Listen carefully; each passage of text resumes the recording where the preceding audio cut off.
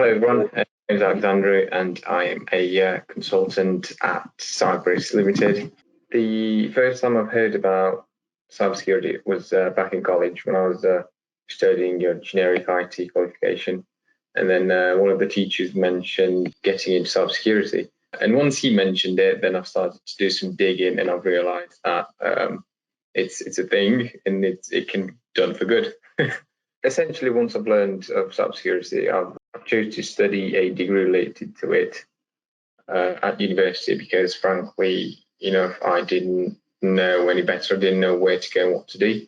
And I was hoping it will help me learn and get me into the industry. And fortunately, that's what happened.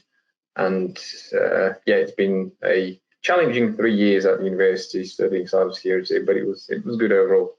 First time I've heard about Cyberis, it was through a recruitment agency, and essentially, as I was approached by one of the recruitment agents, and essentially what drew me to the company was the role itself. For a fresh graduate like me with limited exposure to the cyber field, I thought that was a brilliant opportunity because while it's a junior/trainee consulting position for the first couple of months, and then once I've passed the probation and everything, I'll get promoted to consultant and chargeable work and all that kind of stuff. But essentially what it is, they are willing to take in people like me and train them so they can get up to their requirements and then essentially offer their services of consulting in cybersecurity, penetration testing. So, and then from my end, I get to learn more about hacking and then put it into practice. And I'm hacking into websites and corporate networks, which is kind of cool. And it's, essentially the reason why I wanted to do it.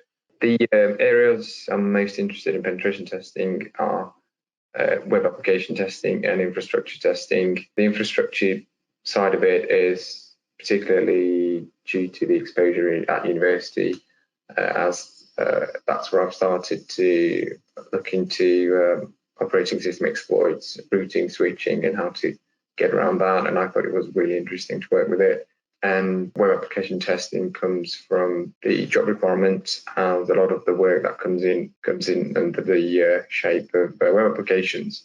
And I'm looking forward to that because I've not had a great deal of exposure, and websites are everywhere. And I think it's a cool thing to say that you hack into websites for a living, and that's all I need to do to keep me going. Value of a pen test, the way I look at it is, it's a proactive approach at identifying risks.